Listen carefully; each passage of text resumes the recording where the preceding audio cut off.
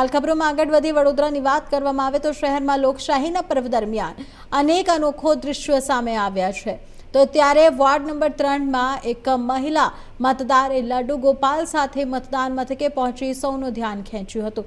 સાથે જ તેમણે મતદાન બાદ વિસ્તારની સમસ્યાને લઈને તંત્ર અને જનપ્રતિનિધિઓને સામે આક્રોશ પણ વ્યક્ત કર્યો હતો। વડોદરા શહેરના વોર્ડ નંબર 3માં આજે મતદાન દરમિયાન એક અનોખું દ્રશ્ય જોવા મળ્યું હતું। શિવાની પ્રજાપતિ નામની યુવા મહિલા મતદાર લડ્ડુ ગોપાલ સાથે મતદાન મથકે પહોંચી હતી અને જ્યાં તેમને લઈને અન્ય મતદારો અને સ્થાનિકોમાં પણ उत्सुकता और चर्चा माहौल जोवा मळ्यो हतो। मतदान कर्या बाद शिवानी प्रजापतिए मीडिया साथे वातचीत करता जणाव्युं के तेओए प्रार्थना साथे मतदान कर्युं छे जेथी आवनारा कोर्पोरेटरोने सद्बुद्धि मळे अने तेओ विस्तारनी समस्याओनो कायमी उकेल लावे। तेमणे वधुमां विस्तारनी हालत अंगे आक्रोश पण व्यक्त करता जणाव्युं के रस्ताओ पर खाडाओ अने खराब रोडने कारणे नागरिको भारे परेशान छे।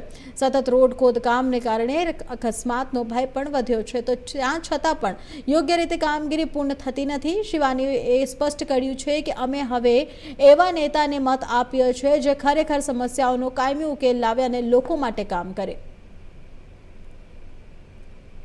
અત્યારે વોટ આપવા માટે આવ્યા છો, ખાસ કરીને કે અલગ દ્રશ્યો જોવા મળે કે લડ્ડુ ગોપાલને પણ જોડે લઈને આવ્યા। હા, હવે મારે એવું છે કે આમની સેવા તો ઘણા વર્ષોથી મારા ઘરે આમની સેવા છે।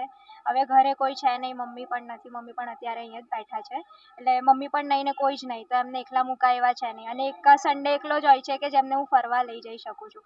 તો હું અત્યારે વોટિંગ કરવા માટે આવી છું, તો એમને સાથે લઈને આવી છું કે જે જગતનું આખું સારવાર જે સંભાળે છે, તો આ વ્યક્તિ જ્યારે જોડે આવે તો એ એક સાચા એવા વ્યક્તિને મત આપવો જરૂરી છે, એટલે મેં આમની જોડે લઈને આવી છું।